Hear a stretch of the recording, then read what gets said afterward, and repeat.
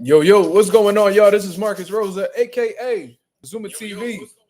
Back at y'all with some more boxing talk, man. I hope everybody's having a blessed, beautiful, positive, productive night. I hope y'all had a great day overall, man. I'm back at y'all with some more boxing talk. We got some things that we currently need to discuss that's going on in the sport of boxing because we got hit with a bombshell today, man. We're going to talk about Brian Norman and Sasaki and our final prediction going into the fight. We're going to talk about Jaron Ennis announcing his 154-pound move up. And we're going to talk about the landscape of 147 pounds now that Jaron Ennis has made his exit. And we're going to talk about the landscape of 154 now that Jaron Ennis has made his entrance into the division. What's going on, y'all? I hope everybody's doing well, man. Shout out to everybody that's in the comments so far, man. I got it on subscriber-only mode. So if y'all support the channel, if y'all like the boxing talk, you know what I mean? We do this on a regular basis. Y'all go ahead and hit the subscribe button and become part of the nation. Shout out to the boy Forever Dedicated with the first comment of the day. He said, Mark, you're not going live for the morning fight. Norman, make a live and drink your coffee on live, brother. I don't drink coffee, so that shit would just be off the strength of my energy alone. I think I'm going to just watch it. You know what I'm saying? And then after that, I'll come out with like a post-fight reaction. You feel me? I think I might just do that. Symbol Boxing, what up? You know what I'm saying? Nothing better than the original source confirming it and not no fake pages. That's a fact. That's a fact. You know, I just wanted to sit back because I already had gotten confirmation from people that was like close to Boots and shit like that. But, you know, I needed to hear it from, you know, the man himself. You feel me? So we definitely going to talk about it. Pedro Nales, what up? He says, how YSM make Boots interviews all the time. Love you, Mazuma. Keep up the good work. Appreciate that, Pedro. YSM happens to get all the Boost interviews because, for one, he's like the top boxing reporter in Philadelphia, and two, he cool with them. He cool with the Ennises. You feel what I'm saying? He be at their gym all the time. They got a good relationship, so why not? Big Soldier MX, what up? He says, crazy Boost at 147. He's ducking 154. He moves up to 54. He ducking 47. Big Soldier, that is a great fucking point, man. But that just goes to show you, damned if you do, damned if you don't. You know what I'm saying? Detractors are going to say something, you know, to criticize somebody negatively regardless. So you just got to take the good with the good and the bad with the bad. You feel me? That's just how the way the game go. You know what I mean? Especially if you're a black fighter, I always say that you got to do double the work to get half the credit.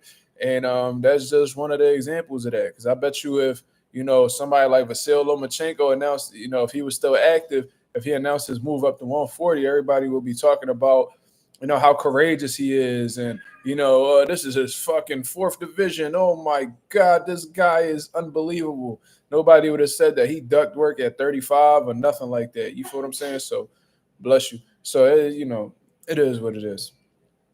You know what I mean? I wouldn't hear nobody saying, oh, he ducked Shakur at 35. No, we never heard that. You feel me? But it is what it is. Yeah, he stays saying he love me. That shit is kind of weird, but, you know, it is what it is. Damn, babe. Bless you. God damn, you over having a sneeze attack out this motherfucker. Go 787, what up? Lorenzo, what up? Coffee Plant, what up? Sean Terrence, Justin Jackson. Brian Norman cried tears of joy when he heard the news from Boots. That's hilarious. They was already saying that about him at 35. Yeah, they were saying how courageous. You know, he's not really at 35, and he's at 35. It's like, all right, so the fuck what? People do that all the time. Floyd wasn't really a 54. I ain't never heard nobody give him credit for fighting at 54 when he walked around at 150. 140 throwing a party. Why you say that? Explain, brother. I think you meant to say 147 throwing a party. Shit.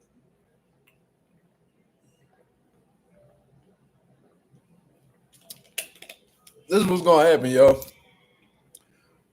You're going to see a bunch of people all of a sudden being interested in the WBA and IBF titles.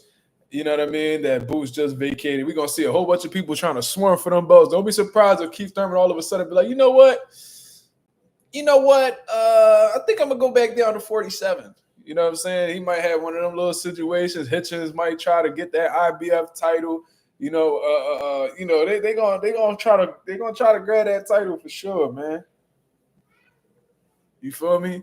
It's gonna be a bunch of motherfuckers 140 trying to move up. You know, all of a sudden, Conor Ben, he gonna try to chase a title over there. You know, Eddie Hearn gonna try to lock in one of those titles for Conor Ben and then keep it hostage in the UK. You already know how that's gonna go. Brian Norman happy than a motherfucker. He like, shoot, whoo, whoo, thank God. He like, black God bless me. God is good all the time. And all the time, God is good. Can I get an amen? That motherfucker Brian Norman gonna turn into a deacon in his local church. That boy gonna be so thankful for God. Phew. yeah. T.O. and Hitchens dancing facts. Yeah, I mean, but let's actually talk about the interview that YSM dropped with Boost, man, because you know what I mean, it gave us some insight on how he was really feeling. You know what I'm saying? Because you know, obviously, you don't want to show no weaknesses as a fighter, and you don't want to give nobody any more motivation. You know what I mean? They're already going up against you. They're already studying hours of film on you. They're trying to find every angle to beat you. They're looking for some type of psychological advantage, some type of edge. So you got to keep things under wraps, man. And Jaron Ennis was keeping it real about, you know, his time at 147 pounds. He said that he'd been at the weight for nearly a decade. His body is growing, and it's just been very difficult for him to, you know, perform to the best of his ability. He actually confirmed something that, you know, Eddie Hearn has said to the media in the past in terms of, you know, he didn't want to fight, you know, that much longer at 147 because he didn't want, you know, him continuing to make that big weight cut to hinder his performances. You feel what I mean? And I think that was one of the underlying reasons why, you know, he chose not to stay at that division long enough to fight guys like Teofimo and, you know, guys who were, you know, trying to fight him in the division at one particular time. So he said that he had gotten blood work and the doctors had told him that he was underperforming and, you know, he probably was only given about 40% of himself in the 147-pound division, which is fucking insane. But, you know, that just goes to show you how tough these weight cuts were getting for Jaron Ennis when he talking about he got a nutritionist. He had hired a nutritionist to see if it would make a difference, and he still was struggling. You know, I'm glad that Jaron Ennis listened to his body and he made the transition. You feel what I'm saying? And he said that was partially why, his tough weight cuts and stuff like that was a strong reason why he was trying to like go ahead and get all these unification fights out of the way so he could hurry up and move up. You know what I mean? He knew his body couldn't hold the weight much longer. It was getting tougher and tougher. And at the end of the day, if Jaron Ennis would have taken a fight where he performed horribly or possibly, you know, took a loss, people would have been like, oh, he stood at the weight too long. Why did he stay at the weight too long? You know what I'm saying? So I think he made a brilliant move. I think that we're going to see a totally different version of Jaron Ennis with that additional 7 pounds on, man. I think he's going to be one of the fastest fighters in the division, one of the most athletic fighters in the division.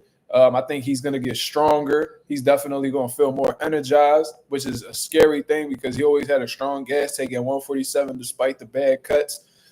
And, man, the division, if it's hot, this division just got so much hotter. Pause. You feel what I mean? In terms of, you know, quality opponents that are in the weight class. Like, you got to really think about it, y'all. Like, we talking about, let's just discuss the champions. You know, we got Sebastian Fundora.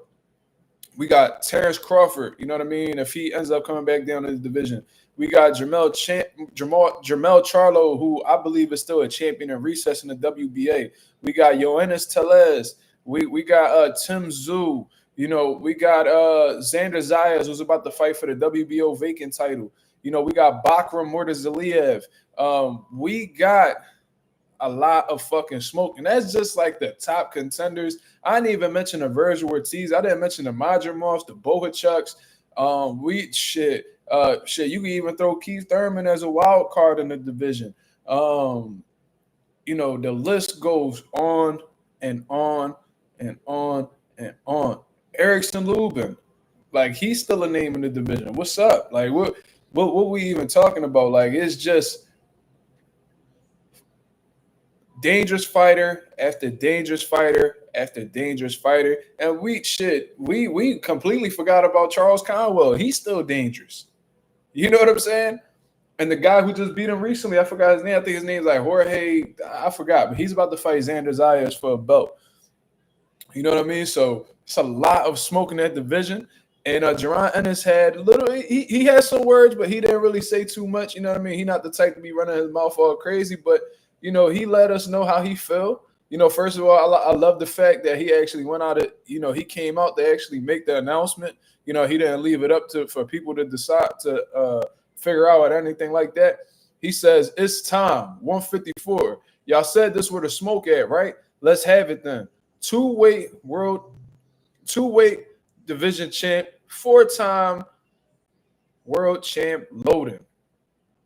That's his words, and he put together a couple pictures, and he's definitely looking big than a motherfucker. Pause. Like his arms are huge.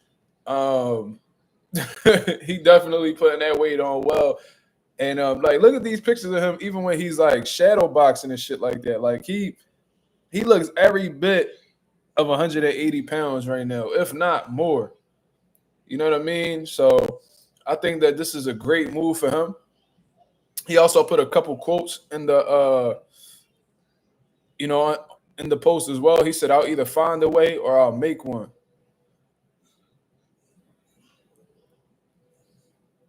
You know what I mean? So this is Jaron Ennis, man. These are his words. And he looking forward to getting shit popping at 154. Now the question is, who's a quality first opponent for Jaron Ennis going into 154 pounds? Do y'all think he's going to take a light touch, or you think he's going to go directly into the smoke? Because based off of what he put on the socials, it looks like he's going to go right to the fire. You feel what I'm saying? I think he's genuinely going to go right to the fire.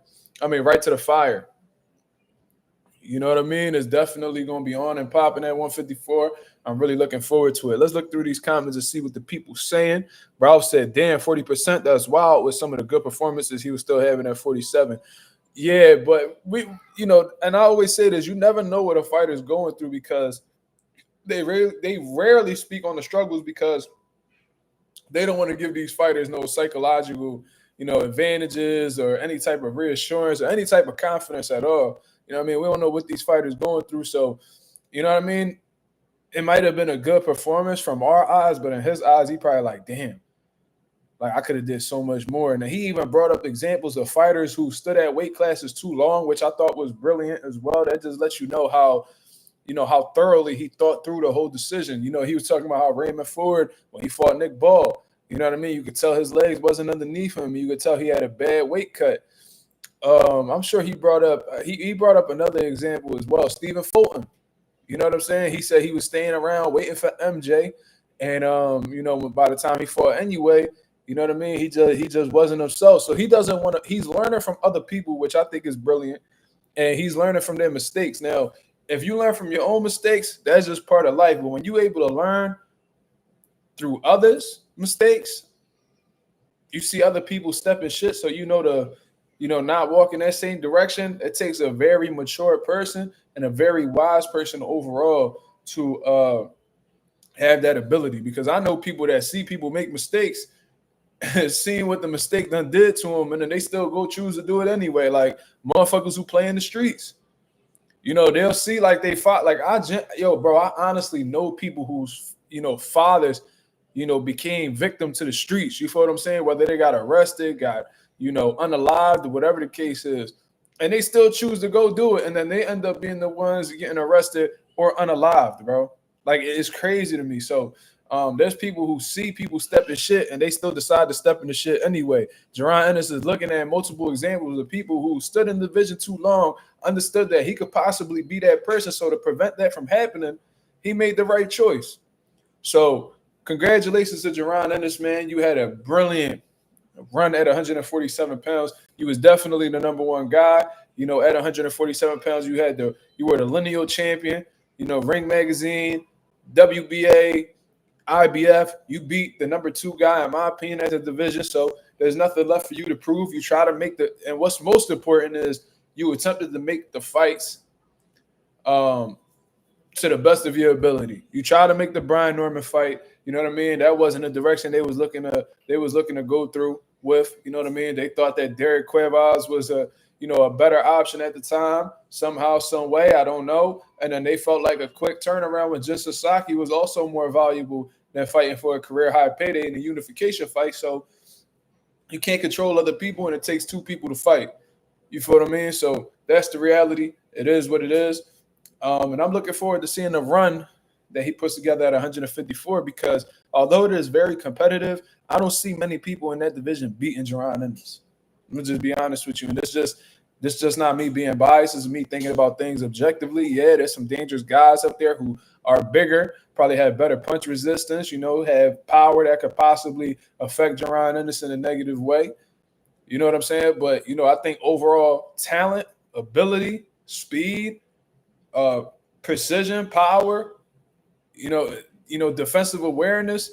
I think that Boots going into this division, outside of Terrence Crawford, of course, which he might not even come down. We don't know. I think that he is the most well-rounded fighter going into that division. And I think the peak of his career is going to take place in this division. In my honest opinion, I think he beats a Sebastian Fundora. I think he stops Fundora.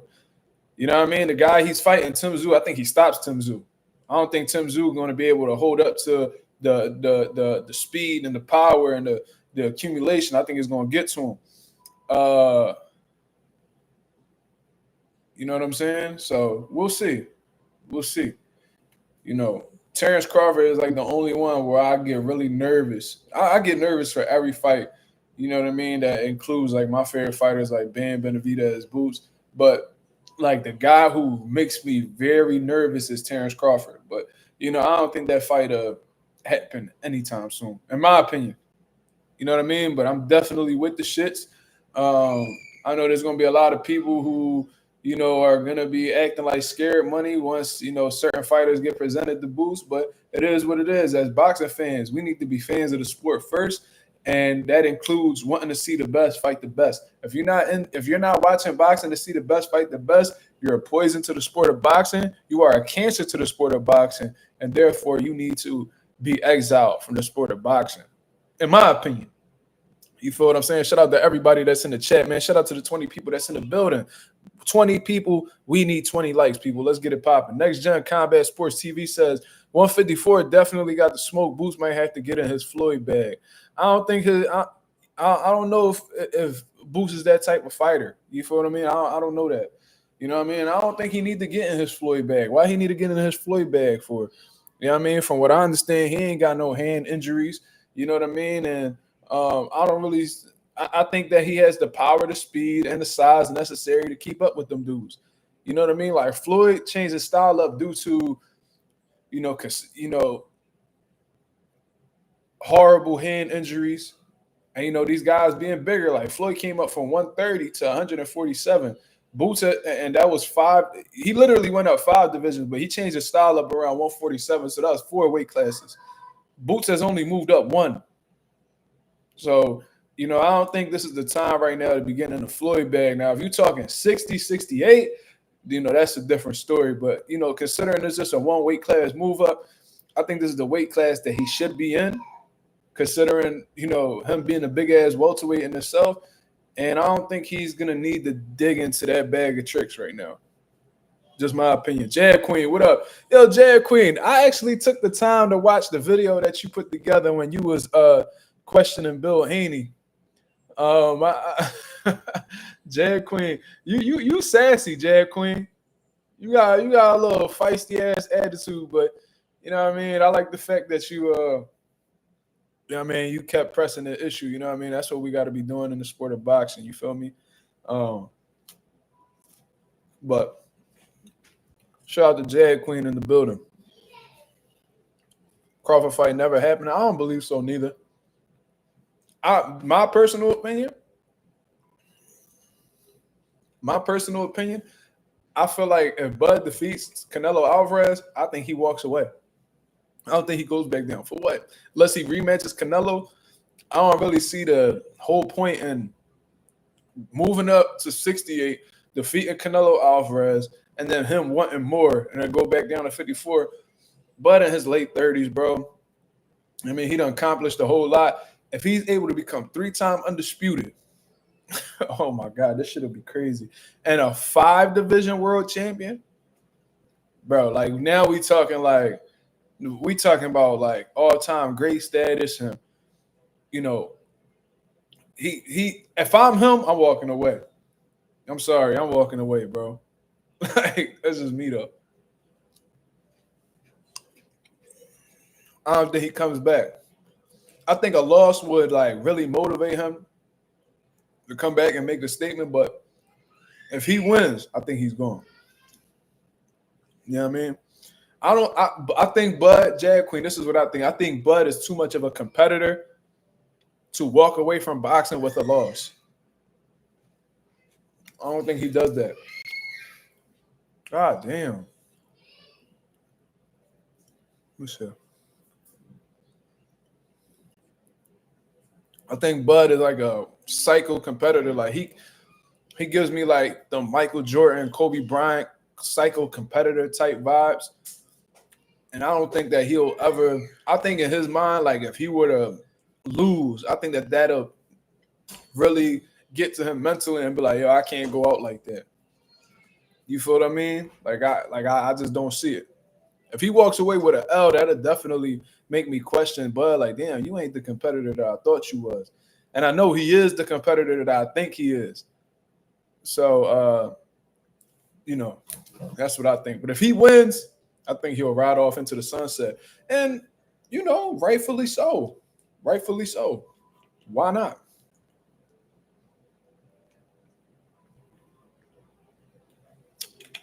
But yeah, man, we got some shit popping at 154, man. I love the landscape of 154 pounds right now. We adding boots to the mix, dog. It's absolutely lit. So since we talked about the landscape of 154 pounds, let's talk about the landscape of 147 pounds. Because as of right now, nobody has really said anything yet. But there's going to be some plays being made soon, man. We're not about to sit here and act like motherfuckers wasn't hesitant to move up to the weight because Boots was around. You know what I mean? I think a lot of people understood that if they went into the division, especially if there was a popular fighter, that their name will be mentioned with a guy like Boots. And let's just keep it real. A lot of people don't want to face Boots at this point in time. He's a totally different monster, and they know that. You know what I mean? They know that. These fighters been boxing a long time. They competitors.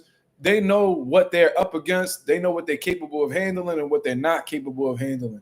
And I feel like a lot of guys are choosing to stick around at 140. Or if they're at 47, they're not pursuing any type of world titles because they know that I would possibly involve fighting Jaron Ennis. You feel what I mean? So I personally believe that now that Jaron Ennis is moving up to 54, there's going to be a lot of plays being made in the division. And I'm going to tell you guys exactly what's going to happen. And I spoke to Rolly earlier today, too. I pretty much congratulated him because he's a WBA regular champion after defeating Ryan Garcia, right? Cool. So this is so funny to me.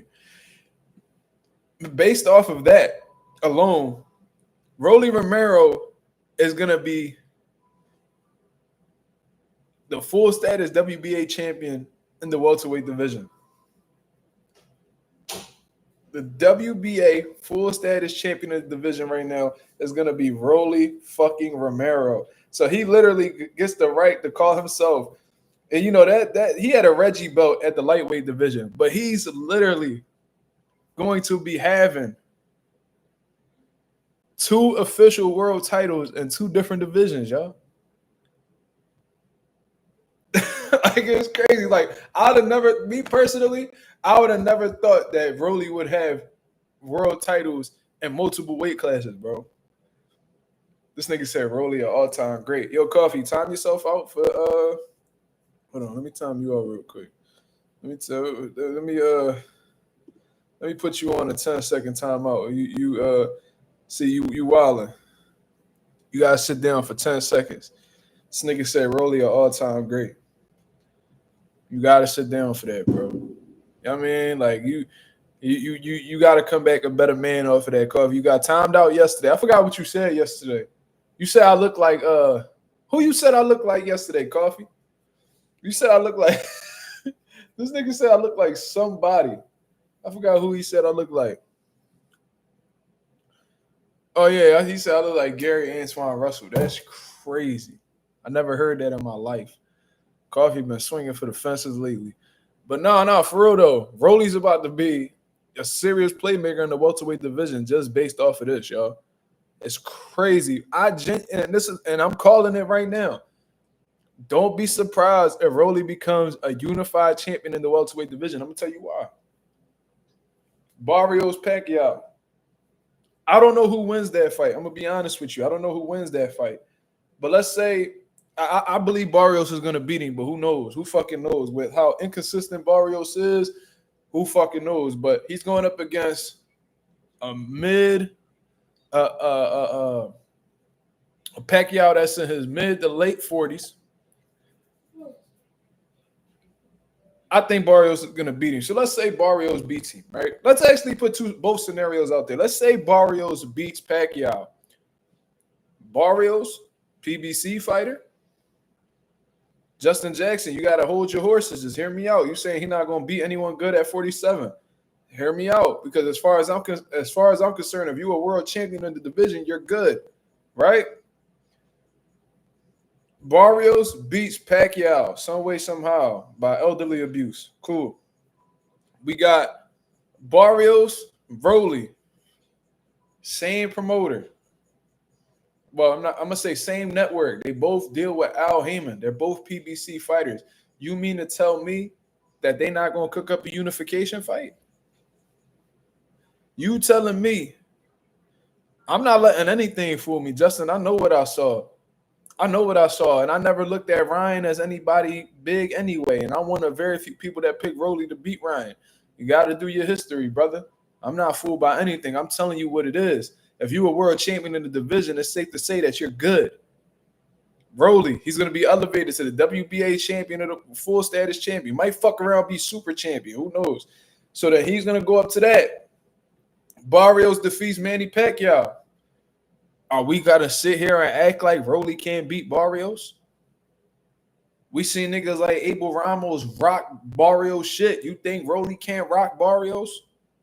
Is that what we about to go with? Because in my eyes, you know, a lot of things could happen in that fight because Barrios got good offense. He got decent power. But Rolly is strong as shit. Just go check the people's track record and motherfuckers that done got hit by Rolly. They all tell you that he a strong motherfucker. I know somebody that fought Rolly personally, Avery Sparrow. He said Rolly is a strong motherfucker. Tank said that Rolly is the hardest puncher he done been in the ring with. And that's a top tier fighter. You feel what I'm saying? So we about to really, Ralph, I can't even time you out for that, Ralph. This nigga said Rolly going to be undisputed at 47. Yo, that's fucking wild. But,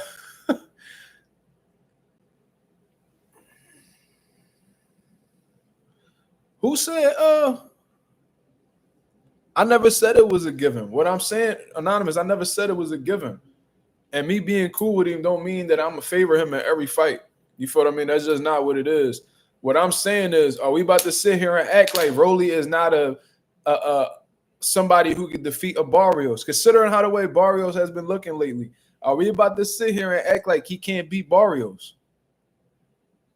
With him being elevated to WBA champion, I think he could beat Barrios. And let's say Manny Pacquiao fights Barrios and he beats Barrios.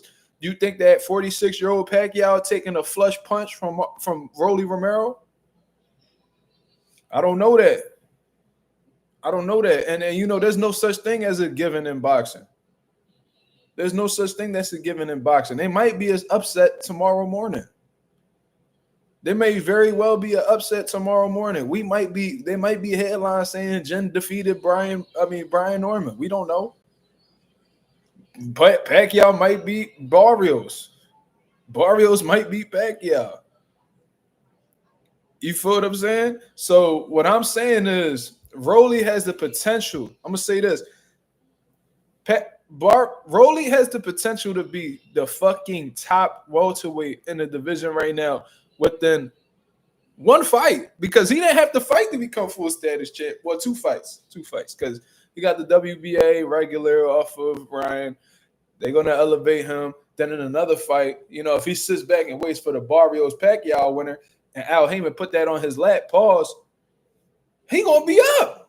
That's a winnable fight. Now, do I think Rolly beats a Brian Norman? No, I don't think he beats a Brian Norman.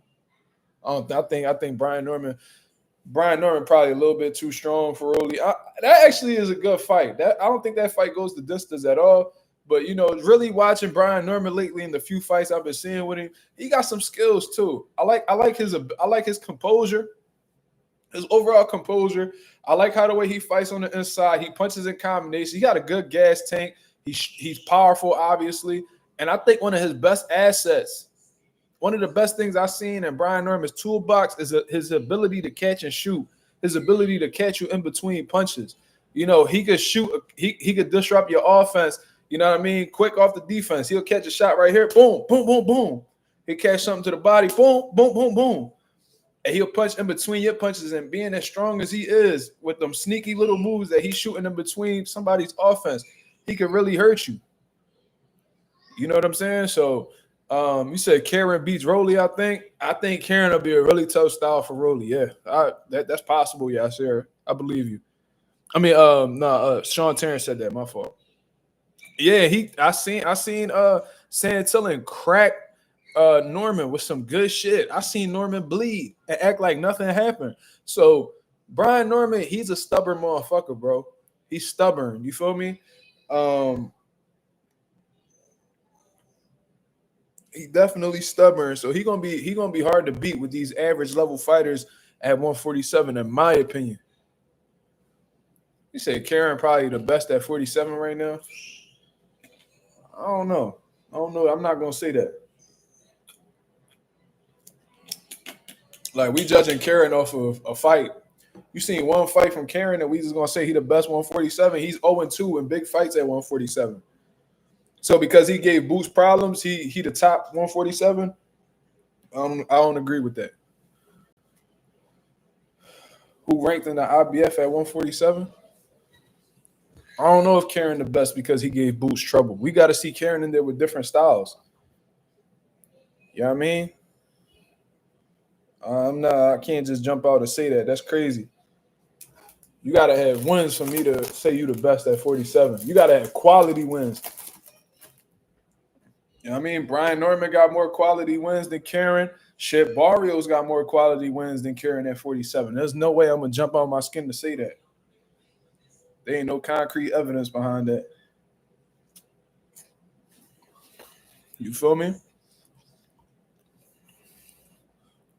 What do you mean by that, Coffee? Who's IBF 147 right now? What that mean? Like, who's ranked? I don't even know. Let me see. But you better believe that Eddie Hearn.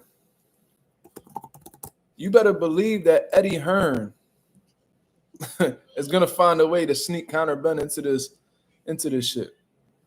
So apparently, some nigga by the name of Lewis Crocker, Lewis Crocker, I'm sorry, and Patty Donovan are the top contenders for the IBF title in welterweight. Lewis Crocker and Patty Donovan. I heard of Patty Donovan before. Then we got Alexis Roca, Ricardo Salas Rodriguez, and then Karen is at number 6. So he might have to do a couple title eliminators for him to get back to that number 1 spot. But it seemed like Lewis Crocker got first dibs, unless Richardson Hitchens puts in some type of petition to fight for the IBF at 147. I don't know. I don't know who's gonna take precedence over or priority over Lewis Crocker right now, based off of what I see. I haven't really seen. I never seen Tito. What up, brother? What's going on? Shout out to my boy Tito, out there in the military doing this thing.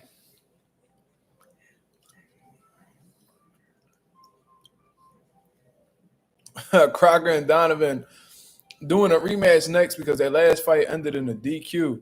Well, damn.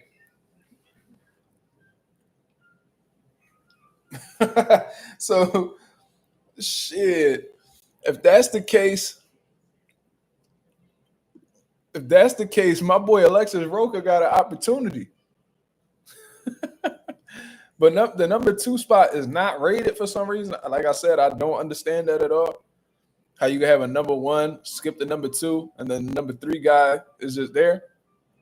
But if that's the case, you know what I mean? Alexis Roca got an opportunity. Richardson Hitchens versus Alexis Roca for the IBF welterweight title of the world. Because something just tells me Hitchens going to bust a move. Like, you telling me that if Hitchens can't get the Tio or the Devin fight, that he just going to stick around at 140? It's an IBF eliminator. That's cool. That's cool. I feel like Hitchens could cut the line on that, though. I feel like Hitchens could skip the line.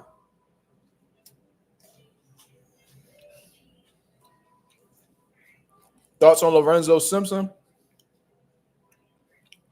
I ain't gonna lie, man. You know, when he was first coming up, I had a lot of stock behind him. But I think that, and this is a real thing, man, I do think that fighters do get burnt out from the sport of boxing. I think a lot of fighters lose their love for the sport of boxing. I think that mental burnout is a real thing. And I'm not saying that's what Lorenzo Simpson went through, but I think he fell victim to like distractions and just, I feel like Lorenzo, I don't know if he has, but he might have to go do some soul searching, man. You know what I mean? Like, there's no reason why Lorenzo Simpson, with the fucking amateur pedigree he had and, you know, what he did in the amateur, there's no reason why, you know, he's been going through the mishaps that he's been going through. And I've heard him say that, you know, he was too distracted when he was around Coach Calvin, so he had to relocate, you know what I mean, to get his mind right. Like, I've never really, and this is just me personally, and it's probably because I'm a super disciplined person myself. I never, ever put anything before my business, you know, outside of my family, of course. I never put anything before my business. Like, they ain't no problems that's going on outside that's gonna ain't no women or anything like that is gonna get in the way of what I'm, you know, on my mission. You feel me? Like, there's a lot of people who get easily distracted. And when I look at people that get easily distracted, and, you know, to me, it's almost like you looking for a way out. You know what I mean? Or you not as passionate about the shit, you know, as you portray to be. Like, I've had people that I stopped training because they'll say shit like, oh, I couldn't come to the gym yesterday because, you know, my sister car broke down. Like, you live down the block. Oh well, yeah, yeah. My mom said that she wanted me to. I'm like, bro, I don't know, bro. Like, I don't know if that's just me or if I'm just being too tough on people. But like, bro, there was nothing that could happen that'll stop me from coming for the gym because I really cared about it that much. Like, nothing was more like I probably, if my mom wanted me to do my homework first, I'll do my homework, go right to the gym. You feel what I'm saying? Like it was like little shit like that, bro. And I'm like, yo, why you ain't run yesterday? Oh, you know, I had to clean my room. Damn, nigga, it took you what it took, what you got out of school at 3, what you went to bed at 10, what it took you 7 hours to clean your room? Nigga, are you a hoarder? Like, I'm confused. Like, what is we talking about? Like, that just be me though. And that's just me being tough on niggas, but then I had to realize not everybody wanted how I wanted. And I said all of that to say maybe Lorenzo Simpson got satisfied. Maybe, you know, I don't know. I don't know what he was going through specifically, but, you know, I just felt like he fell off, bro. My cat died. Nigga, my cat will die and I go fucking bury the nigga somewhere and go right to the gym. You feel me? Like, if it ain't got nothing to do with my family, my son, my girl, mom, whatever. Like, if I'm out of the gym, it's because I got some real shit going on. Like, that's just me. Like, I'm going on, or it's like a vacation or whatever.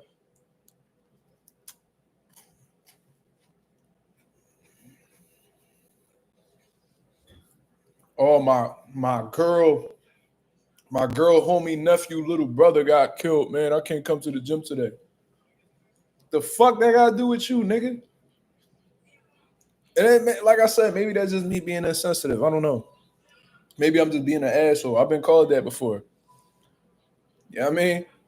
My girl's father's little brother's uncle's grandma, you know what I mean? She in the hospital, so I can't go to the gym. Huh?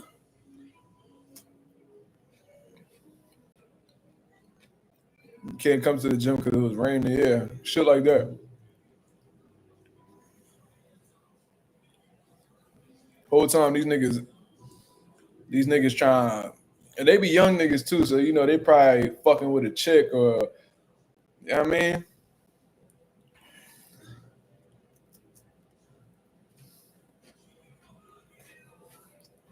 Marky Dan, ain't nobody trying to hear that shit, cuz. Ain't nobody trying to hear that shit.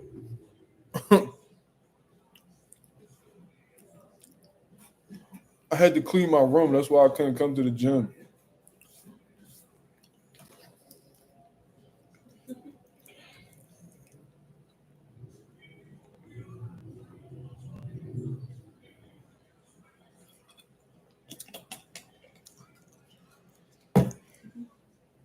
But anyways, we spoke about the landscape of 147 pounds. Like I said, expect some huge moves to be made within the next month or so in terms of people moving up, in terms of people expressing interest and fighting at 147. And, just expect that. There's going to be some moves made. If I'm Richardson Hitchens, to be honest with you, I'm going after that IBF at 147. That, like, it's a straight lane right there. If you having trouble making 140, we can tell you have. And you looking for the Devin and Tio fights? Tio done express fighting at 47 before the fight. Jaron Ennis. Devin Haney's about to go to 47. Make that his division soon. Beat them there. So they won't have no other choice but to fight you. You got to be calculated with this shit. Hitchens. You got to be calculated with this shit. We know you don't want no smoke with Gary Antoine. We know you don't want no smoke with Subriel Matias. They got a little bit too much for you. 140 a little bit more dangerous right now for you than 147. You might as well move up and beat these guys to a world title. Got that bitch. Like, you might as well beat them. You might as well beat them to the punch. So when they try to come into the division and take over, they got to see you. They got to see you.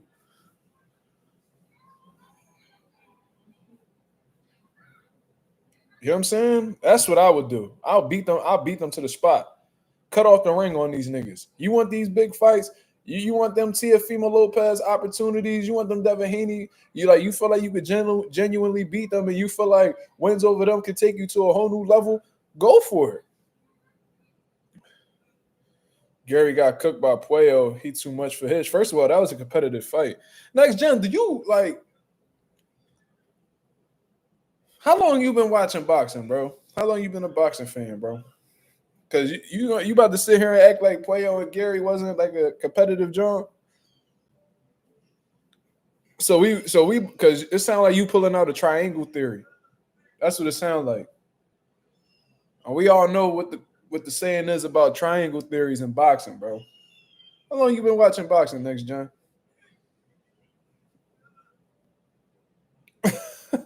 Like, it was a good competitive joint. If you thought he won decisively, that's your opinion, but niggas getting fried though. Casual since like 13, 14, seriously about 7 to 8 years. I was about to say that math ain't math because you said since I was 13, 14, I'm not. How old is you? What you like 20 based off the math? What you 21, 22? Between 20 to 22? I don't know, man. You be having some different opinions, brother. We know them triangle theories don't work, man. You know what I mean? You're 29. So what you mean seriously about 7 to 8 years? Oh, you was a casual since like I don't know, bro. I don't know. But whatever. You answer my question. Um, yeah, there's some people that thought Gary won. I heard people say that. Now I thought Puello was more effective in what he did. So I don't feel like there was a robbery in any way, shape, or fashion. But to say he got fried is crazy. That's definitely crazy. Yeah, I see it tripping. Oh, okay. Okay. Eric Williams said, I thought Russell won that fight. No, it was no. Look, man. Regardless of what the opinion is, I think the general consensus is the fight was competitive. You feel me? I actually want to go back and watch that shit. To be honest with you, and before Puello fights Matias, I'm gonna go back and watch that John. But from what I saw, it was a close competitive scrap, bro. It was actually a great fight. I wouldn't mind. I would love to see them. You like if he defeats if Puello defeats Matias, man, like Gary Antoine and Puello, y'all gotta go. Y'all gotta rumble again.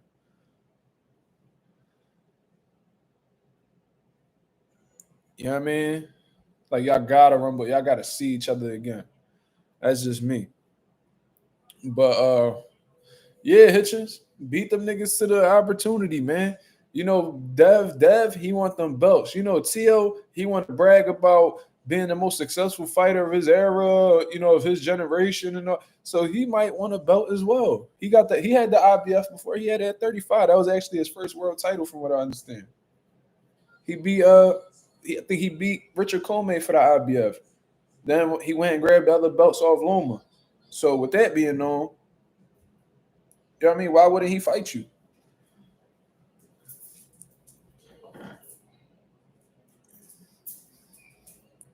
Yeah, Puello's counter punching was very effective in that fight, and it stood out more than anything to me, in my opinion.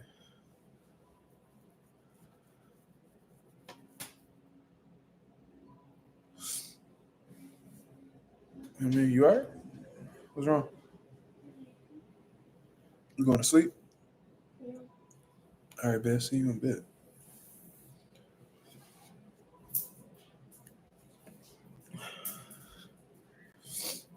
Um, yeah, Sarah said I watched that bitch 6 times. Great fight, but I think Puello threw the more cleaner shots, in my opinion. Okay.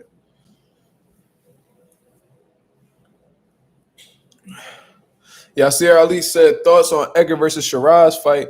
That shit not going the distance. Yeah, I got something in my eye. I don't know what that shit is. But my thoughts on the fight, I think it's more competitive than people making it seem. I don't know why people sleeping on Hamza Shiraz. Like I know he had his difficulties with the Carlos Adames fight, but Berlanga, I feel like although he's bigger and he may be more powerful than Adames, I feel like he's a more limited fighter than Adames. I think that they skill sets is totally different in my opinion. Um, I think Hamza Shiraz does have to worry about the power of Berlanga and not taking any reckless opportunities. But I do think that he has the better skill set. You know what I mean? Yeah, I said Adames. What happened?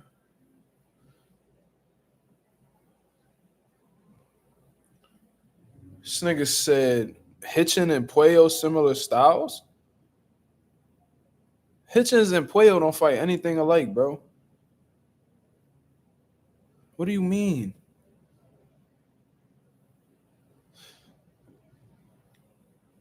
Holy fuck. This nigga said Hitch and Puello similar styles?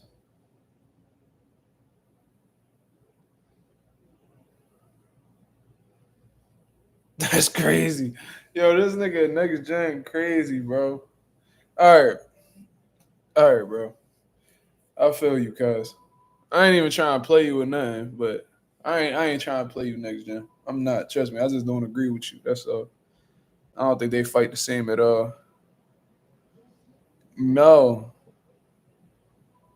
No, they got totally different styles, bro. You got one that's primarily a counterpuncher, and then you got one that's a fundamentally sound boxer that likes to throw straight punches. Totally different. A guy that's primarily a counterpuncher, and then we got another one that's a fundamentally sound outboxer. It's different styles. Yeah, and Puello don't mind trading with you neither. Hitchens, he a little bit he a lot more. I'm gonna say he a lot more cautious than Puello based off of what I've seen. Like if I had to pick a nigga who gonna stand in the fire, most likely stand in the fire, more consistently is Puello. You feel me? But anyways, back to that question about Hamza Shiraz and Edgar Berlanga. I do think that Hamza Shiraz is the more skilled fighter, and I think that if he fights a disciplined fight, you know what I mean? Defensively, sticking to his game plan and keeping Edgar Berlanga the jabs, behind his jabs and just punching off and you know what he also got to do, because I know Edgar Berlanga got this tendency where he kind of like Teofimo in a sense, in terms of when shit don't go his way, he get frustrated and he start taking crazy risks.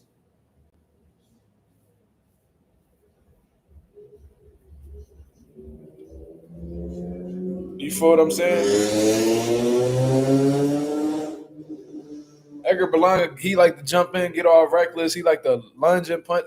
Like him and Tio, they get frustrated and start doing goofy shit. Hamza Shiraz's main objective should be to frustrate Edgar Berlanga, get him to throw all them telegraphed ass punches and start making him pay for that. You know what I mean? Make him miss, make him pay for them mistakes. He gonna start to fatigue, and once he start to fatigue, then you can really start, you know, turning them punches over and really making Berlanga. I think that he could honestly break Berlanga the fuck up. That's just me personally. You feel me? I think he could really break Edgar the fuck up. And Edgar Berlanga, everybody talk about how strong of a puncher he is, but his punch resistance ain't the best himself. You know what I mean? Like everybody was looking back on it, man. I even gave Berlanga some credit for not getting stopped by Canelo, but he a much bigger man than Canelo Alvarez. He came into the Canelo Alvarez fight strategically a cruiserweight. And I feel like that's what really got him through the fight, in all honesty. Hamza Shiraz is a bigger guy than Canelo Alvarez. And even though Canelo Alvarez may have some pop, it's different when you getting hit from a bigger guy. You feel what I'm saying? Who has wiry, uh, that wiry build. And we already know, bro. Them motherfuckers with them wiry builds could pop like a son of a bitch most of the time. So I honestly feel like Hamza Shiraz could really um, dominate the Berlanga fight. I just think it's a matter of, him just staying disciplined and not falling into Berlanga's trap in terms of trading with him. Berlanga told him at the press conference, bro, you stand in front of me, I'm stopping you in the first round. And Shiraz should take that serious. You don't want to sit there with somebody as strong and as strong of a puncher as Berlanga, especially in the early rounds. Stick behind a strong jab. You know what I mean? Get that man desperate, getting frustrated, and once he start getting frustrated and lunging into punches and getting all reckless defensively, then you start making him pay for that. And then once he start to drain from a mental aspect where he start doubting himself, you know what I mean? That's when the physical fatigue gonna set in, because the mental fatigue sets in first. And as a result of you being starting to feel frustrated and you start to get all of your emotions, you overthinking, physically you become exhausted as a result of that. That's why they say that your mental and physical have to be in line going into a fight, because if one is deficient in any sort of way, the other one is going to follow suit. You feel what I mean? So I think that Edgar Berlanga can be frustrated. I think that Hamza Shiraz can make him pay for his mistakes. I think he could dominate this fight. I personally believe that.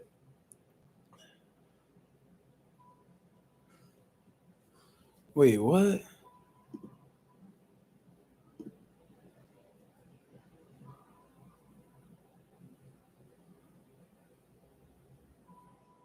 What the hell is Blood Rush talking about?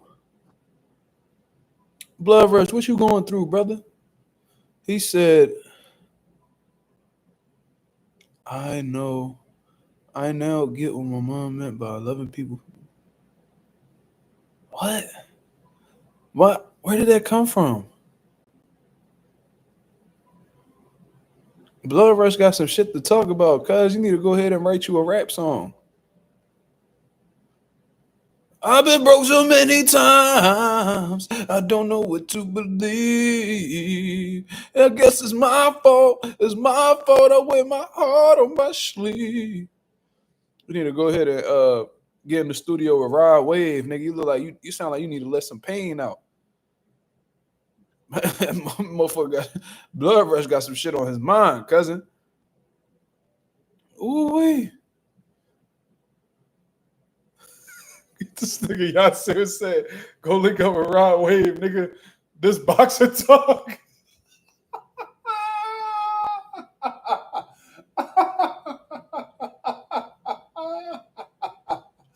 Yo, Yasser, dickhead.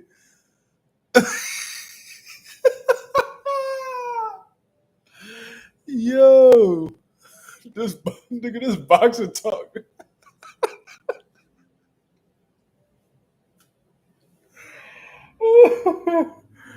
Yo, I had to laugh at that. What you know about syrup sandwiches, nigga? I had them niggas, I had them jaws every day, nigga. Had mold on my Lunchables, nigga. What you know about that, nigga? Nothing. Not a motherfucker. Nigga, you ever poured out some frosted flakes and a roach pop out that motherfucker? But you ain't had nothing else to eat, so you just put the roach to the side? No. What you know about bed bugs, nigga? I still got my scars from them bed bug bites, nigga. Fuck is you? I don't know nothing about that, cuz you got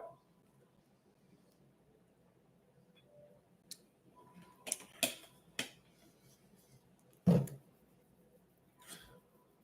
I'm built different, nigga. I jumped out my 4-story window, landed on my feet, walked right back in the crib, nigga. Oh shit, word. What you know about smoking a rock and getting addicted off the rip? Nothing.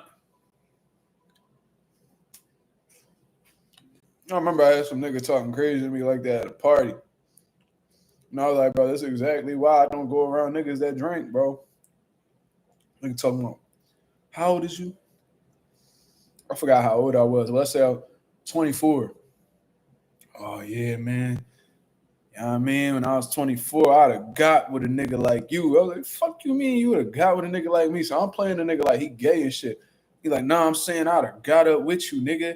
Like, y'all young niggas, man, y'all soft. I said, we soft. I said, y'all the niggas who raised us. So who really soft? So we soft. It's probably because the niggas who raised us. Nah, nigga, I'm talking like, yo, man, niggas back in the 80s, nigga, like, I said, bro, I'm gonna hold you right there. I said, bro, I don't give a fuck about none of that, cuz kept that shit moving. You know what I mean? Like, I don't give a fuck about what an old nigga gotta say, bro. If you want to go talk that gangster shit, go talk to my pop. Bet you all that gang. They be thinking because you young that you supposed to respect them. Nigga, fuck you, nigga.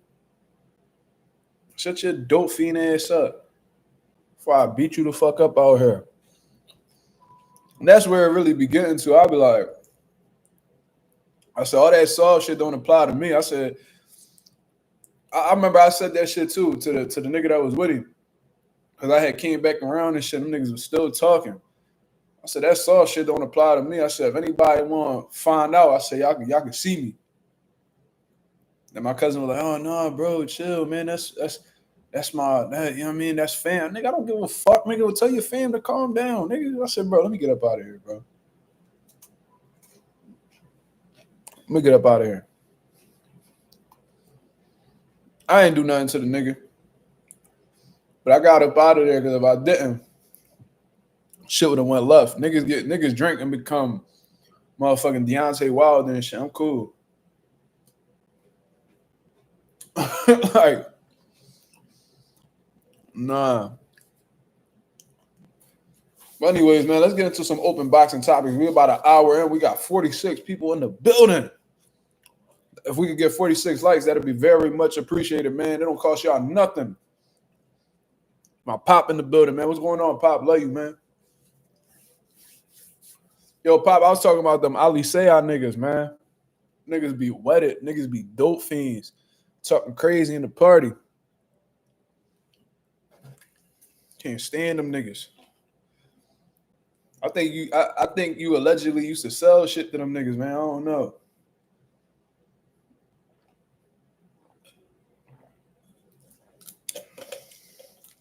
My Pop, the reason why K&A the way it is right now.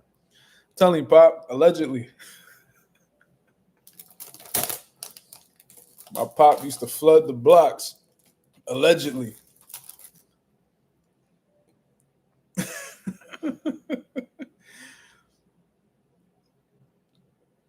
Yeah, Sir Ali said,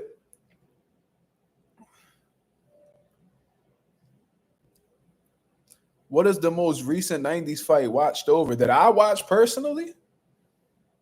The last fight from the 90s I watched was probably the one I probably watched the most is from my favorite fighter. I'm going to say Tito Trinidad versus Maurice Blocker. I watched that fight a lot. It was absolute domination. And I love, that's my boy Tito Trinidad. I love studying his fights. I always learn something new.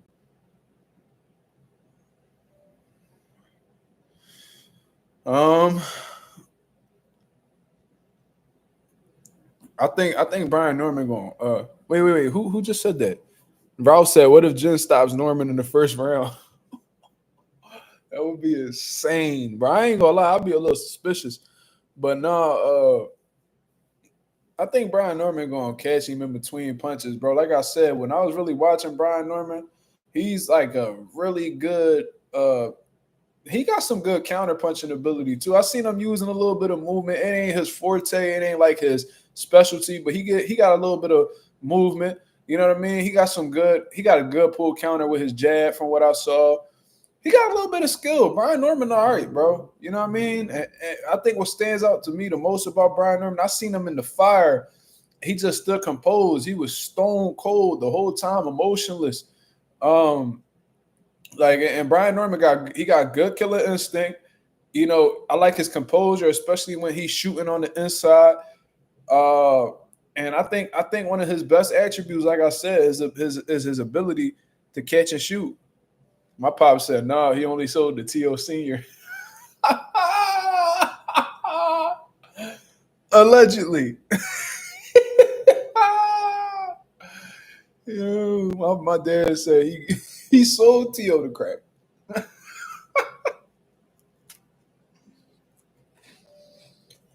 Can y'all believe T.O. Senior is subscribed to Mazuma TV? Because now they got a feature where you can see whoever puts their subscribers public, you can see the motherfuckers that subscribe to you. And I was surprised at the amount of people, like guys who have hundreds of thousands of subscribers, they talk boxing. They follow Mazuma TV, so that's dope. But I seen T.O. Senior is subscribed to Mazuma TV, ironically. As much shit that he talked about me and all the shit he said about me that I'm like clout chasing and what else he said that he lucky that I'm lucky that he's giving me attention and all this bullshit. Like he's this big celebrity, but you on my dick, nigga. Imagine that.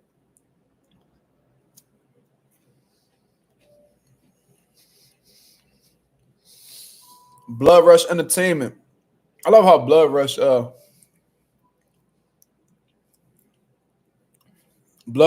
my fault. I know that this is for boxing talk. I didn't mean to interrupt, so I apologize. Boxing has been my light in the tunnel I have right now to use as an escape for a second. Oh, that's deep, Blood Rush. We was just fucking with you, bro. You know what I mean? I like to get into open topics as well, and I put it in the titles because there's sometimes people don't, you know what I mean? Some people want to talk about things more than just boxing. You feel what I mean? So I could definitely open up that, avenue for you if you wish. We could definitely talk. He said, I was watching James Toney versus Evander Holyfield earlier. I think with his defense, James Toney would have gave current heavyweights problems. He definitely would have, bro. You know what I mean? Especially with the lack of skills that's in the heavyweight division, in my opinion. I think James Toney would have picked apart a lot of dudes. And James Toney was extremely courageous, bro. Like, I seen this man get hit with some shit from Holyfield. Now, you could tell that shit. Even the fight with Samuel Peter, bro. Like, he would get cracked, but, like, bro, he was just, man, James Toney was different, bro. But at the same time, James Toney a drug cheat, man.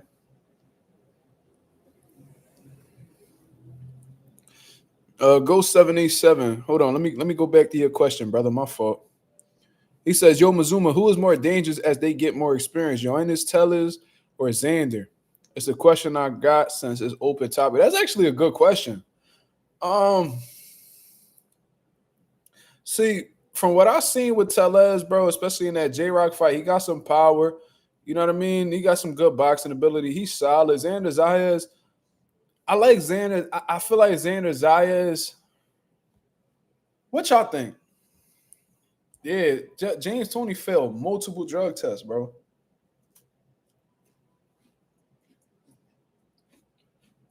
Unfortunately.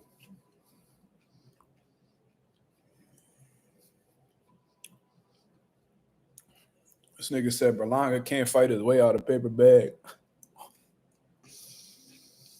James Toney has failed two different drug tests from two different fights, from what I heard.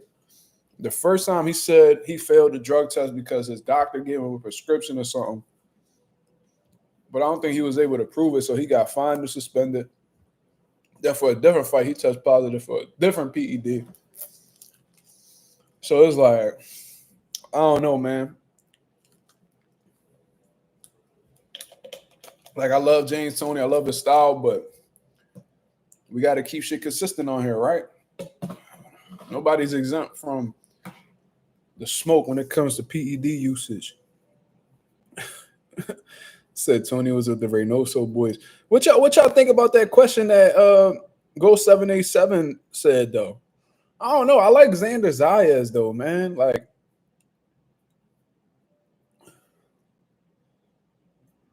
if you get both, it's just Xander Zayas' relentlessness, bro. Like his volume punching, his combination punching, and how superb shape he be in. I think you put a little bit of experience behind the abilities he already has. He's gonna be a dangerous motherfucker, bro. Um, I don't know. Like, I don't know.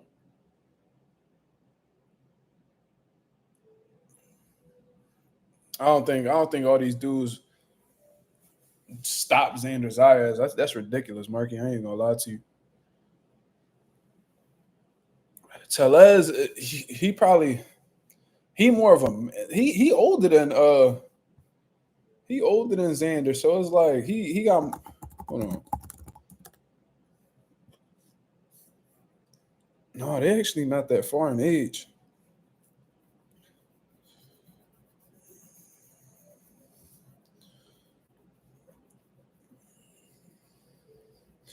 Oh shit. Ennis Tellez beat the boy. Yo, Pop. Ennis Tellez beat the boy Gay Gay. Joseph Jackson. Joseph Jackson used to work with us in Philly. That's crazy. I forgot about that. I forgot all about Joseph Jackson. We used to call him Gay Gay. Just to fuck with him.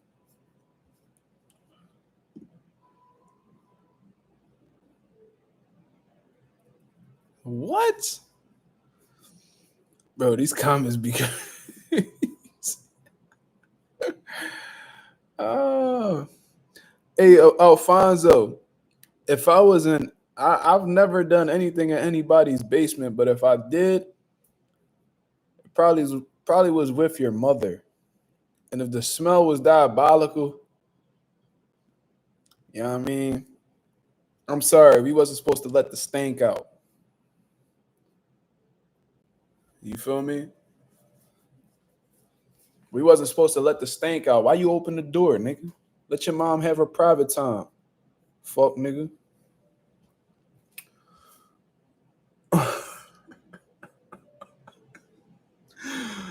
Oh That nigga Alfonso opened the door and just dirty ass.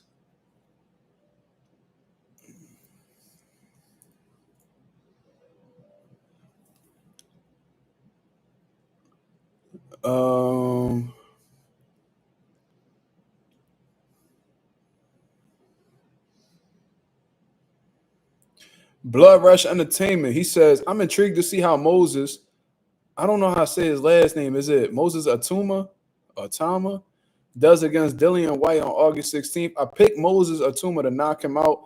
Don't know which round though. I ain't gonna lie to you. I'm surprised that they really believe in Moses, bro. Because Dillian White, he a fucking drug cheat. You know what I'm saying? I don't like. I never even liked the dude before he test positive. But he got a lot of steam behind that left hook, bro. He's very powerful and he could concuss you with one punch. But he could also be concussed with one punch. So I understand that as well. And I think Dillian White lost a whole lot of momentum since he failed his last drug test.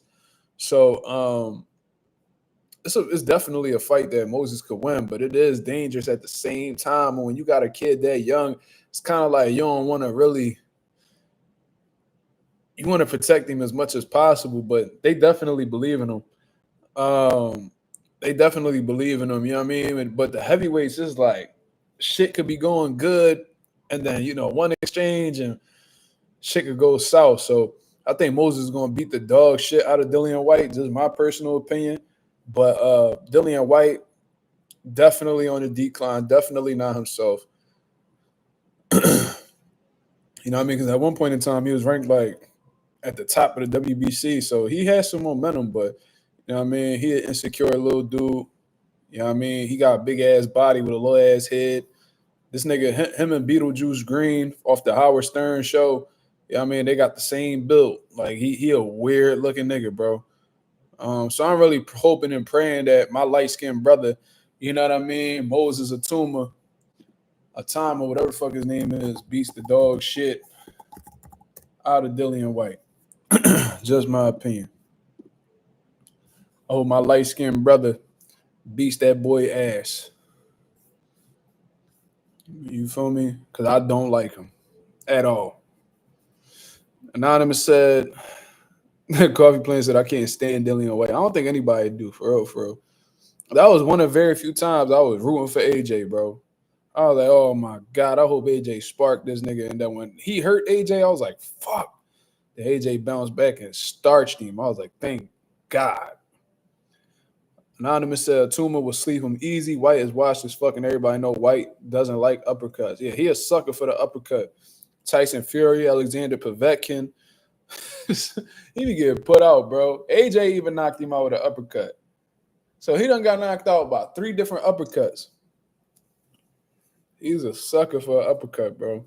Can't take a punch to save his life, neither. Every time he get hit clean, he do a little chicken dance. Motherfucker be doing the cat daddy and shit. Shit, crazy. Yeah, bro. That's how you know. That's how you know the channel's starting to pop, though. You feel me? The views, bro. I'm getting close to like 1K alive, bro. I think like I'm getting closer and closer to 1K views alive because I remember I was only cracking like 200, but lately it's been like 5, 6, even 700. I'm like, damn. Just to hear a little old me talk, shit, it don't even be that big of a topic neither. But yeah, man. So the trolls definitely gonna come when you start getting a little bit of notoriety. You feel me? I guess you would say. White eat crayons. He definitely eat crayons. He used to let that bitch melt in the microwave and then he pull that bitch out. You know what I mean? I got fruit punch, nigga. That's a red crayon. Put that shit the fuck down, nigga. Slow ass nigga. Nigga got wax all in between his teeth and shit.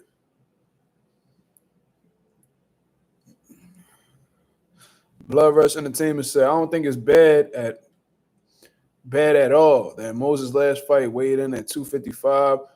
It isn't far from most of the elite heavyweights that are in the 240s, like Daniel Dubois, Cabiel, and Joseph Parker. What's going on with Cabiel? What he got going on, man? He should have got back in the ring ASAP. Why is he not, being more active? I'm confused. He's actually one of my favorite heavyweights right now. Like you ain't fight since February, brother. It's not like you got cut weight. What we doing? I like that. I like Cabello, bro. I think he might be my favorite heavyweight right now. I ain't gonna lie, I was rocking with Bacoli, bro, but I had this nigga dirty whining and coming in 300 pounds and on these fake vegetarian vegan diets or whatever. I don't know, bro. He threw me off because I was rooting for him heavy. I rooted for him even when he took that fight on 1 day's notice. I was rooting for him. You know what I mean? Then he go lay that egg against FA. I'm like, oh man, I can't, bro. It's too early for you to be disappointing niggas, bro. You already giving red flags. You ain't even a world champion, cuz. Go sit your fat ass down somewhere. Yeah, man, I don't like that. Cabello needs to be more active. Like, and you, like, BoxRec got him, from what I see, they got him ranked as a number, BoxRec ranking systems be kind of crazy, but he's ranked number 3 in the world on BoxRec right now. I would like to see Cabello fight a Joseph Parker. If Joseph Parker can't get the Daniel Dubois or, a world title fight right away, fight a Joseph Parker. Even though I think Joseph Parker needs to be fighting for a world title next, in my opinion, I would love to see Cabello versus Joseph Parker. That's a great fight. Cabello versus man, what's a good fight for Cabello? Probably Fabio. What's going on with Fabio? Then he just sparked somebody? He just sparked somebody a couple weeks ago. I seen that shit. You know what I mean? Fabio Worley versus Cabello. They could get that shit cracking. What is we doing?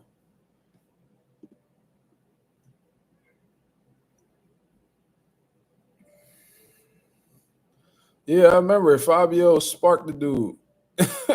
Fabio strong than a bitch too. I ain't gonna lie. I was making fun of him because of his name and shit like that. But yeah.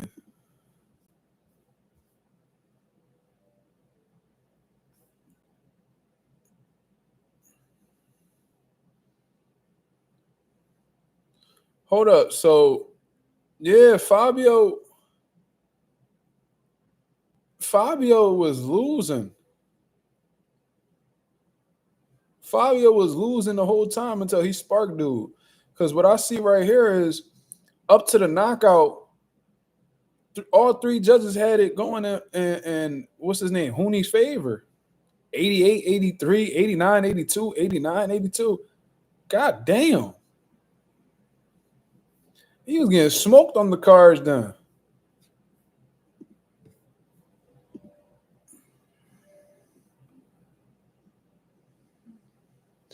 Yeah, I remember that.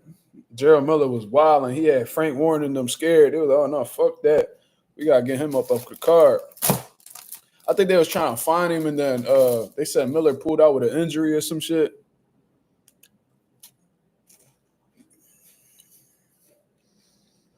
Okay, so if Fabio sparking niggas in the 10th round, that just means he dangerous the whole time. Because there's heavyweights like Julie Zhang. You know what I mean? Them niggas, they smoking hot, pause, for the first 3 rounds, and after that, they done. Cabello made Zhang look like a bitch, though, bro. I ain't gonna.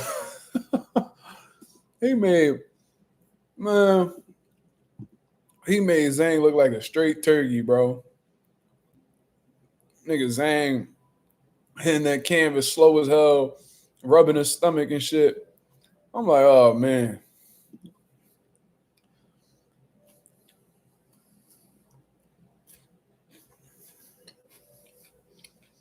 Zhang came out like wilding. Then he get packed up. And Cabello went down too. I remember that shit. I was like, oh, there goes Zhang. Nope. Cabello was like, all right, I got you. Packed him up like right after that. Probably the same round. Then he stopped. Well, he stopped him at like what round Cabello stopped Zhang in? I know it was early. It wasn't late. I was like, damn, that was easy work. That had to be like 5 or 6. Probably 7.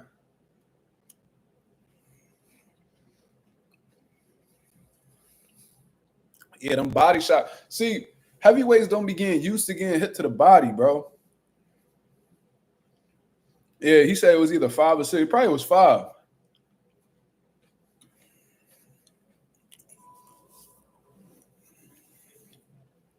And I don't remember if I think I picked Cabello to pack him. But what I was saying was I believe Cabello could win the fight just because of how consistent he was to the body. I was like, Zhang already got a horrible gas tank. You go to his body, you could stop him. That was exactly what he did. He said he had Zhang on the parlay. I had my parlay was going to hit. I never won a parlay, by the way. I always lose. Shit crazy, bro. But I had Devin getting a knockout over Ramirez. Fuck my shit up. I was getting pissed because Devin will crack Jose, and Jose will feel that punch, and then he just wouldn't follow up. I'm like, fuck. Like, you won every round. You did what you needed to do, but damn, nigga. Cabello doesn't rely on overwhelming power, but rather on calculated aggression and consistent pressure to wear down opponents' facts. Cabello, he know where he placing them punches too, bro. I'm trying to tell you, heavyweights don't be accustomed to that shit. You know what I mean? They like if you fighting Cabello, bro, your defense your defense gotta be on point. You feel me? And you gotta have a good gas tank. Cause Cabello gonna bring that pressure.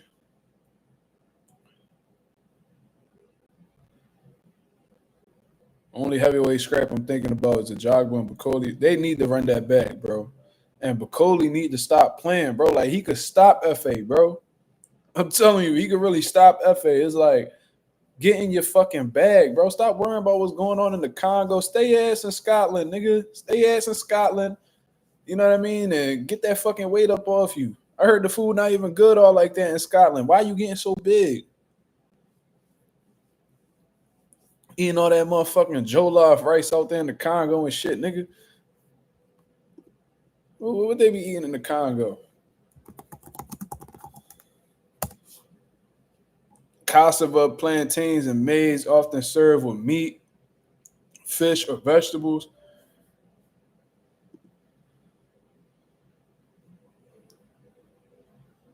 Fufu, he eating all that fufu and shit. Motherfucker. Bacoli pissed me off, bro. I hate motherfuckers that get satisfied when they get a couple dollars. You ain't even making you over here. You satisfied with a few dollars, you nut ass nigga.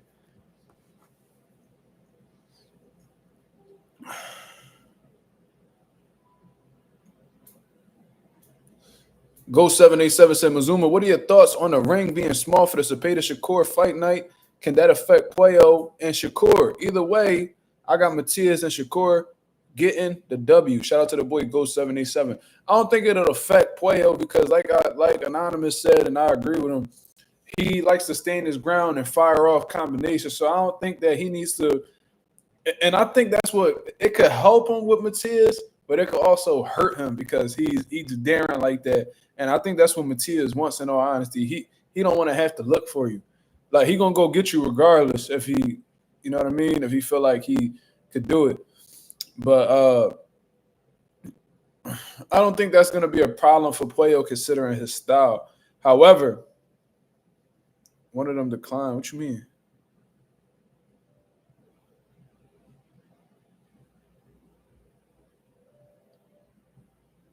Anyways, what I think about the ring size overall is I don't think that's going to stop anything, bro. I really don't. And this shit's going to show that the Black American style, the style of hitting and not getting hit, it don't matter what type of ring that you could do. You could do whatever you want to try to stop the Black American style. But it'll always be effective as long as it's in the boxing ring. Showcase and lateral movement, that's not going to stop because you made a smaller ring. Because you know what? Regardless of how big the ring is or how small the ring is, The motherfucker that's in the ring with that black American boxer is gonna have to cut off the ring. And I love it. I love it because when Shakur absolutely dominates William Cepeda, they're not gonna be able to say because it was in a 20-by-20 ring. You feel what I'm saying? So I love it. Go ahead, bring it. It's not gonna change what's gonna happen. It's not gonna change the outcome, in my opinion. I doubt Shakur Stevenson will take the first professional loss of his career because a fucking ring is 2 feet shorter. I doubt it. Yeah, Sarah Ali said the ring size being 18 by 18, but one of the fighters refused to it, so it's going to be a regular size ring. Oh, okay, well, cool. That just goes to show you that they don't run shit how they make it. Look, man, like y'all can't. Y'all could try to. Turkey Al-Sheikh really a sucker, bro. I'm gonna tell you why. Because he really be paying attention to these like fake ass boxer fans, these casual boxer fans. Yeah, in my eyes, these niggas is casual boxer fans. The niggas that be wearing taco hats and all that. He could try to word shit in a way where he making it seem like he a motherfucking hardcore boxer. Nigga, I seen you hit the bag before, nigga. You was a fucking casual, nigga. And every shape, form, and fashion, you feel me? You cannot rumble cause you was a bum. But anyways, yeah, I'm seeing this nigga push these dumbass narratives and all that shit, man. These niggas full of shit, bro. If it's gonna be 20-by-20, good.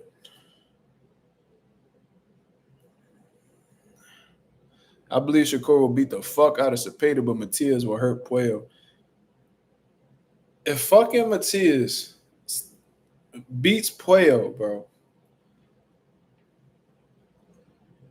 he gonna shake that division up. If he stops Puello, that's gonna be a fucking statement, bro. That's gonna be a statement. And I can only imagine how crazy Subriel versus Gary Antoine Russell would be. Gary Russell gonna have to tap into something that he ain't never had to tap into before. I know that. Can you imagine Gary Antoine Russell and Subriel? God damn, that's gonna be a fucking bloodbath. Blood gonna be shed on that fight, bro. If Matias beats Puello, Hitchens going running. No, the fuck he ain't. No, he not. He told you who on it. He told you who on his docket. He told you who he want to fight. He done spoke about going up to 47. He ain't fighting no fucking Matias, bro. He happy as shit. Matias went to WBC route for real, for real. Provodnikov versus Matisse level. Facts. Gary Russell and Subriel, that shit gonna be a shootout from start to finish, bro. That shit really gonna come down to like who really built like that, bro. Because I know Gary Russell, he's the more athletic fighter. He's faster. He the more skilled guy. You feel what I mean? He got a lot of shit going his way against Matias, but like I said, any nigga who go up against Matias, bro, they gonna have a tough time, bro. That's an uncomfortable style to be in the ring with. Yeah, bro. I remember they did with Hitchens. They did this little segment with Hitchens where they like, oh, tell us the first word that comes to your mind when we bring up this fighter name. They brought up Matias off the rip. He was like, one word for him. But everybody else, he was just like, good fighter, great fighter, trash fighter. Like Matias, like, bro, that make that nigga stop in his tracks. I'm telling you, bro. Devin gonna fight Jack Catterall. No, he ain't. I think Bill really trying to lock in that Tio fight. That's what I think. I think he doing all this publicity. He doing all this like media tours and all that shit because he trying to get the fans behind the Tio fight. Trying to put the pressure on Tio to make some shit happen. For real, for real.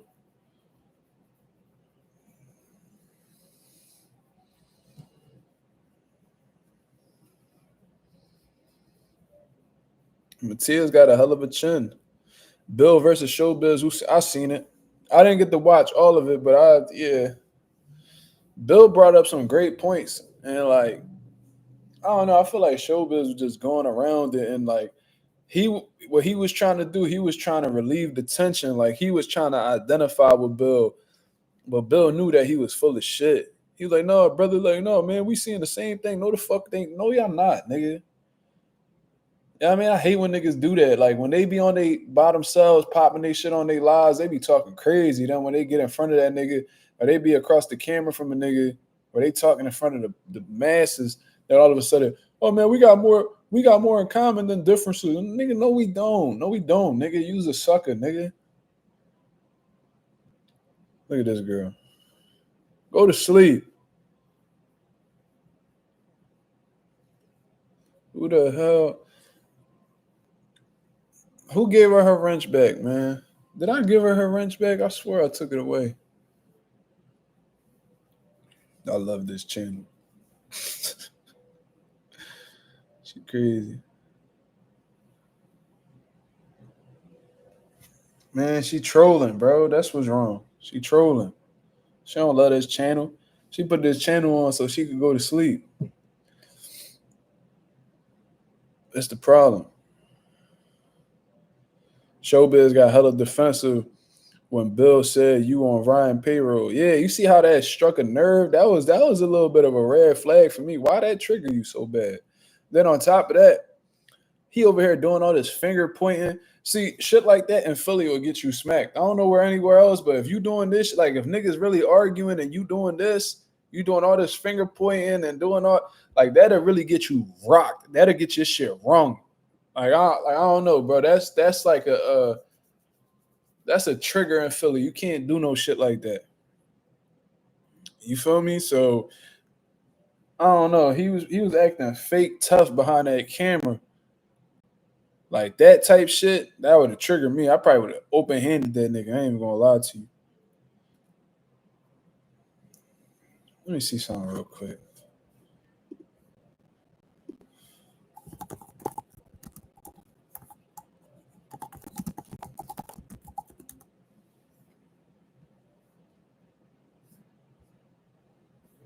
Let me see this shit. Oh,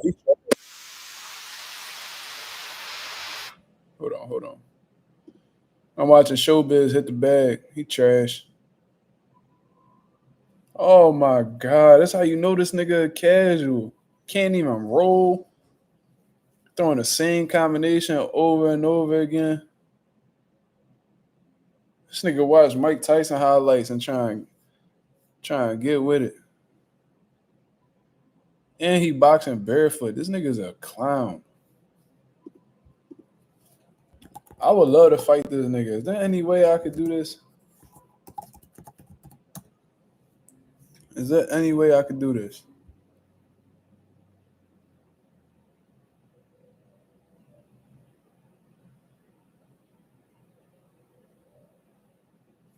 He trash.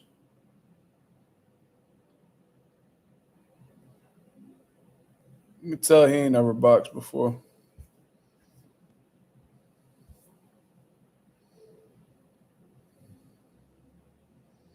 He ain't the worst I've seen. He actually got better form than Southpaw do. Ain't that some shit?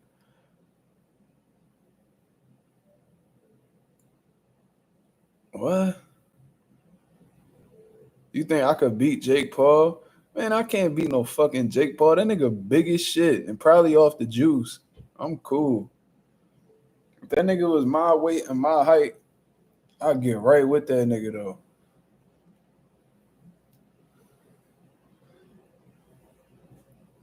That's funny. I'm watching this nigga hit the bag.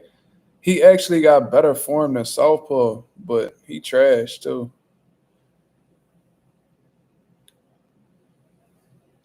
He know how to turn his punches over though, so that's good. But he's stiff. He ain't no black. He ain't got no black style for real. That's probably why he don't like that. That's probably why he don't like the black style because he can't emulate it. You feel me? His footwork ass.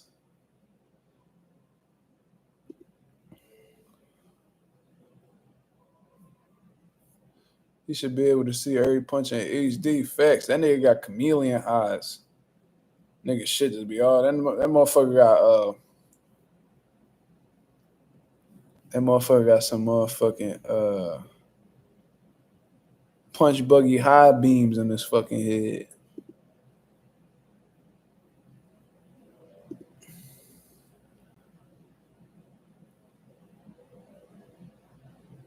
See punches in HD. That's hilarious. He trash. I love to fight that nigga. He just be talking so greasy. Like, I seen Bill was pressing him, and he like, no, but that's my exact point, Bill. That's my exact point. I'm like, bro, no, it's not, bro. Like, bro, I don't know why niggas be letting niggas off the hook in these debates, bro. And then I seen Bill had asked him a question. He was like, I'm like, my God. And this nigga say he independent. First of all, you not independent. You know why? Because you get a check from Google, nigga. If somebody else paying you, you not independent, cuz. Fuck out of here. You on somebody else's platform that can control whatever the fuck you say on here, can literally demonetize your video for any other reason. And you talking about you independent. No, you not.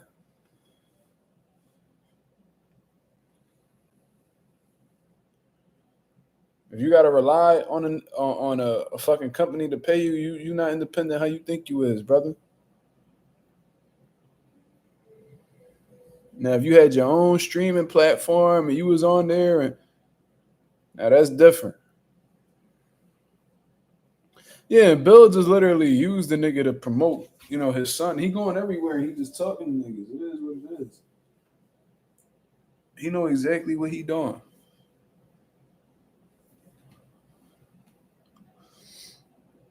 Nigga said he got housefly eyes. That's funny. Let's get one more question in before we get up out of here, man. We had some good conversations today for sure.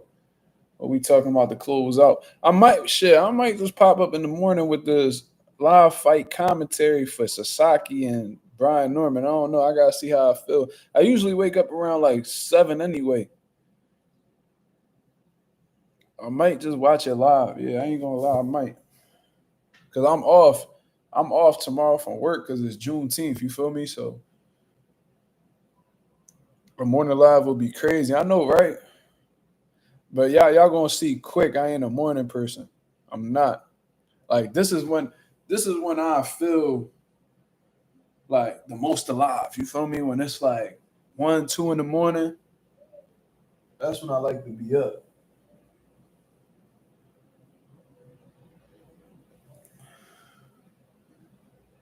That's when I feel like I'm performing my best on a late night. In the morning, this shit, I got used to it. But nah, bro. And I'm also the type nigga that I only need like 4 hours of sleep to function. Whenever I get more than like 5 hours of sleep, bro, I'll be exhausted the whole day.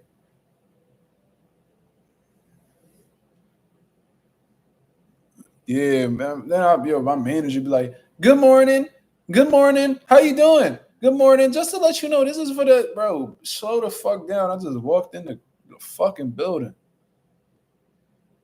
God damn. Just to let you know, we doing this today, and we just had this, and we were speaking about this. Shut the fuck up. Let me wake up, ho. I woke up at 7:50. It's 9 in the morning now. Only been up for an hour. Can you chill the fuck out? God damn. Yeah, nobody trying to hear that shit. Let me fucking do what I do. Talk to me later. I'll be up around 11. God damn. But all right, y'all. I'm gonna get up out of here, man. Shout out to the nation and the mob, man. We on the road to 3K. We about to hit that 3K mark in due time. You feel what I mean? I appreciate everybody that came through and show love. If y'all morning people, man, just be on the lookout around 7 a.m., man. Your boy might just pop up on the live. It's not guaranteed. I'll let y'all know though, if anything. But one thing's for certain, we definitely gonna have a live to discuss our post-fight reaction to Brian Norman Jr. and Jen Sasaki, man. Be on the lookout for that one. Until then, y'all have a blessed, beautiful night. I'm up out of here, man. Peace.